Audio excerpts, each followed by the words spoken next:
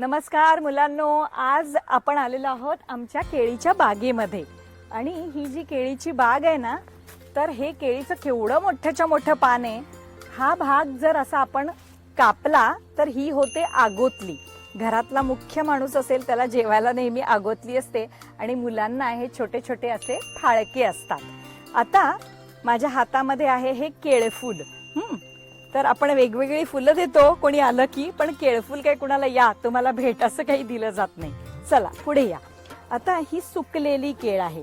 या सुकलेल्या केळीची ही सोपं आहे. तर ह्या सोपाचा जो भाग आहे, आता ह्याच्यामध्ये रस पण दिसतो आहे तुम्हाला. तर ह्यातलं सोप असं काढून ते पूर्वी केसाला सुद्धा बांधलं जात असे.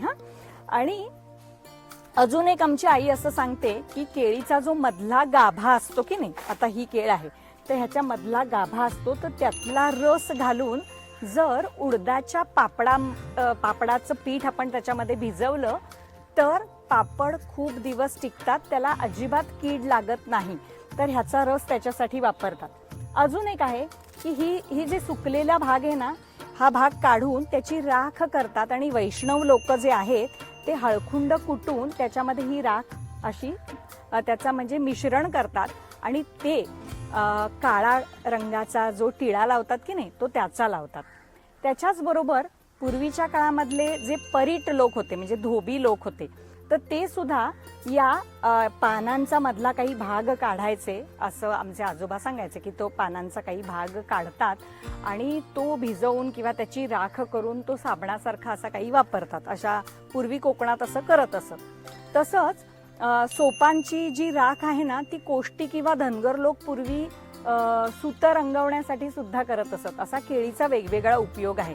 वसईची केळी खूप प्रसिद्ध आहेत. तसंच सुकेळी म्हणजे सुक अधिक केळ, सुके केळे, तर त्याला सुकेळे असं म्हणतात. आता तुम्हाला हे माहिती आहे ना, नव वर म्हणजे नवरा, तसं सुके केळे ते सुकेळे. तर ती खायला खूप छान लागतात. वसईला सुकेळी मिळतात. कोणी वसईला गेलं की सांगा की मला सुकेळी घेऊन या.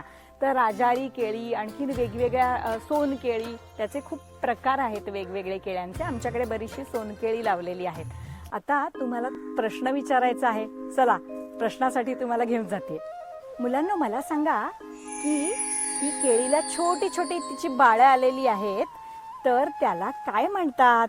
ह्या छोट्या छोट्या केळी पसवलेल्या आहेत, तर ह्याला काय म्हणतात लिहून पाठवा. चला अच्छा येते.